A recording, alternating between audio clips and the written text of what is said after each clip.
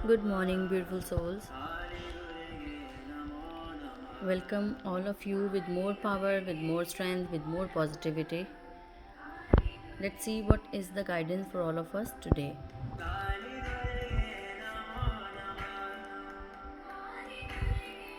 It is a beautiful card, Two of Cups. And Two of Cups indicates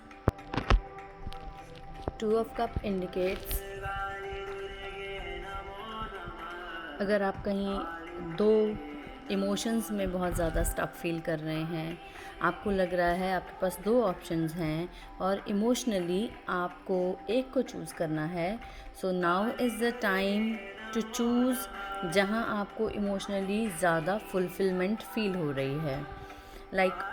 अगर आप किसी relationship में ऐसा फील कर रहे हैं, आपके पास दो ऑप्शंस हैं और आपको ये आइडिया नहीं हो रहा है कि आप कौन सा एक चूज़ करें, आपको लग रहा है ये सही है ये गलत है, तो now is the time to थोड़ा डीप देखने का कि कौन सी ऑप्शंस इसमें बेस्ट हो सकती है। अगर आप किसी जगह किसी के साथ मिलकर कोई काम करना चाहते हैं, किसी के साथ पार्टनरशिप करने की सोच रहे हैं, then also this is the good time to start with किसी के साथ। अगर आप लेकिन सिर्फ उसके साथ ही आप अपना रिलेशनशिप और स्ट्रॉन्ग करने की सोचिएगा, चाहे वो इमोशनल रिलेशनशिप हो या वो वर्क से रिलेटेड रिलेशनशिप हो, सिर्फ उनके साथ जिनके साथ आप इमोशनली थोड़ा कनेक्टेड फील कर रहे हैं, क्योंकि जहाँ इमोशंस कम होंगे, जहाँ दिमाग ज़्यादा होगा, वहाँ बात नहीं बनने वाली है। सो प्लीज़ थोड़ा इमोशनली ज़्यादा जिस चीज़ के साथ ज़्यादा इमोशनली कनेक्ट फील कर रहे हैं, कोई ऐसा इंसान जिसके साथ पार्टनरशिप करना तो चाहते हैं लेकिन इमोशनली आपको वो सपोर्ट फील नहीं हो रही है, आपको ये नहीं लग रहा है कि आगे चल के ये चीज़ आपके लिए हेल्पफुल होगी, तो थोड़ा ये ध्यान रखिएगा। कहीं पर भी जहाँ पर भी किसी दो चीज़ों में कन्फ्यूजन हो रही है, please choose the part which is making you feel more supportive with emotions. तो इमोशंस जहाँ कहीं इग्नोर हो रहे हैं, उस चीज़ को थोड़ा अवॉइड कीजिए। इमोशनली जो चीज़ आपको स्ट्रॉन्ग फील करा रही है, आपको और ज़्यादा स्ट्रेंथ दे रही है, उसको चूज़ कीजिए। And the second card is it's Two of Swords. Again, it's number 2. This is also number 2. Two of Swords. So this is giving you more clarity कि आप सीरियसली दो चीज़ों में बहुत ज़्यादा स्टक हैं। एंड ये जो कार्ड है ये इमोशनली अगर हमें फील कराता है, स्ट्रॉन्ग इमोशनली हमें गाइडेंस देता है।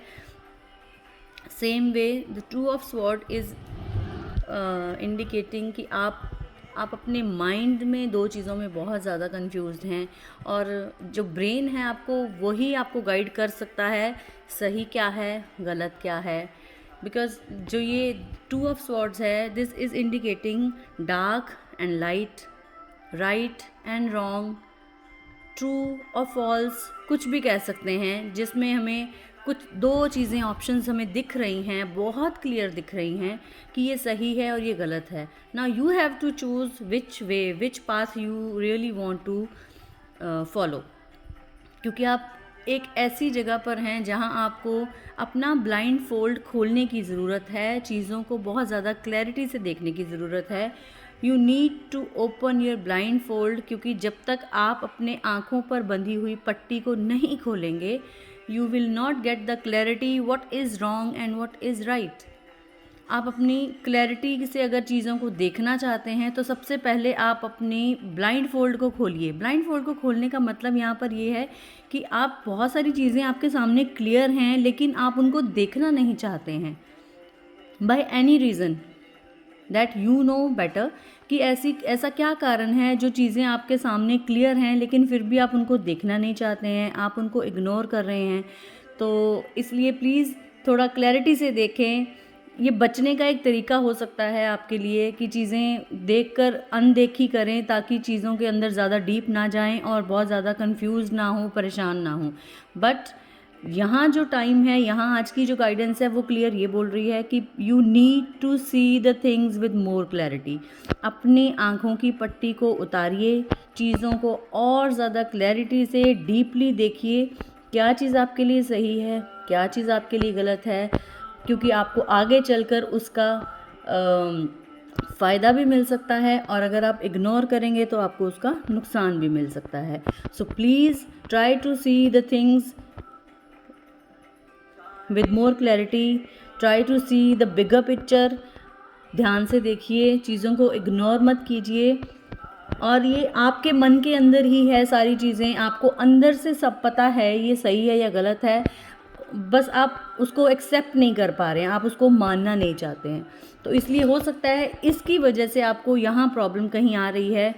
हो सकता है आपको पता है कि रिलेशनशिप में क्या प्रॉब्लम है, और आप उसको अच्छे से उसको आप ज़्यादा देखना नहीं चाहते हैं, आप उन चीज़ों को इग्नोर कर रहे हैं। तो ये आपके अंदर की प्रॉब्लम भी हो सकती है कि आप कहीं गलत चल रहे हैं, लेकिन आप दूसरे को ब्लेम कर रहे हैं, दूसरे बंदे की ज़्यादा प्रॉब्लम्स और उसकी कमियां ज़्यादा ढूंढ रहे हैं। तो प्लीज़ जो भी प्रॉब्लम लग रही है उसको अच्छे से देखकर एक्सेप्ट करें। अगर वो प्रॉब्लम आपके अंदर है, आपसे रिलेटेड है, तो उस पर वर्क करें। अगर आपको लगता है किसी दूसरे की वजह से है, तो प्लीज़ इमोशनली अपने रिलेशन को किसी भी फॉर्म में, रिलेशनशिप में, वर्क एरिया में, कहीं पे भी थोड़ा स्ट्रॉन्ग करने की कोशिश करें। और स्ट्रॉन्ग सिर्फ तब हो सकता है जब आपको और ज़्यादा क्लैरिटी होगी चीज़ों को समझने में।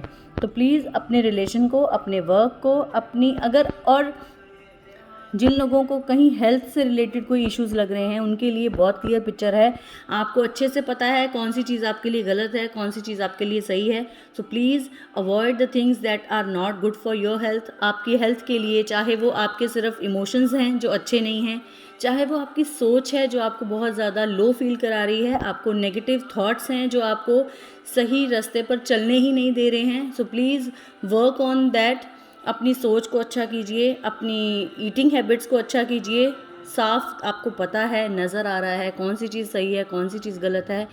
You just need to give clarity to your own mind. अपने माइंड को और क्लैरिटी दीजिए ताकि वो अच्छे से देख सके क्या सही है, क्या गलत है। This is the time to see the things with clarity, कि सही क्या है, गलत क्या है, ताकि आगे चल के उसका भुगतान जो आपको करना पड़े वो अच्छे वे में आपके सामने आए। आपको कोई रिग्रेट ना हो, आपको पछतावा ना हो कि ये आप उस टाइम करते तो आपको रिज़ल्ट आज कुछ और मिल सकते थे, right. And angels message is recovery. अगर आप अपनी थॉट्स पे वर्क करेंगे, अगर आप अपने इमोशंस पे वर्क करेंगे, अगर आप चीज़ों को और ज़्यादा क्लैरिटी देंगे, you will definitely recover from the things, from the any kind of problem which you are facing. कोई भी प्रॉब्लम जो आपको बहुत ज़्यादा परेशान कर रही है, यू विल रिकवर। पर उसके लिए before you get the recovery, you need to do is see the things with more clarity. चीज़ें जैसी हैं उनको वैसे देख कर एक्सेप्ट करें और उन पे वर्क करें कि उनको कैसे बेटर किया जा सकता है। इमोशंस पे थोड़ा ध्यान दें। जो चीज़ इमोशनली सपोर्ट फील करा रही है उसको ज़रूर फॉलो करें।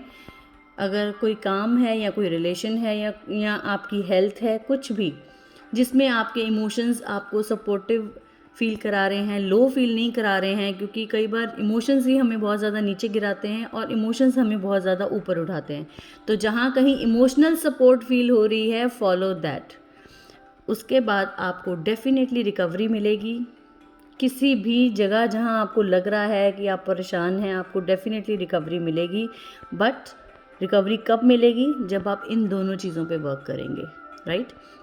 सो अगर हेल्थ से रिलेटेड जो लोग बहुत परेशान थे उनके लिए तो ये बहुत ही ज़्यादा पॉजिटिव मैसेज है कि प्लीज़ परेशान ना हो, रिकवरी आपको मिलने वाली है और बहुत जल्द मिलने वाली है।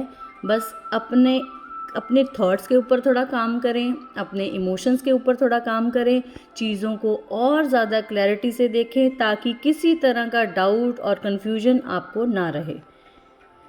So this is the message for all of us. I hope you all can resonate with the guidance. Stay stay happy, stay healthy, stay positive always. God bless you all. Thank you so much.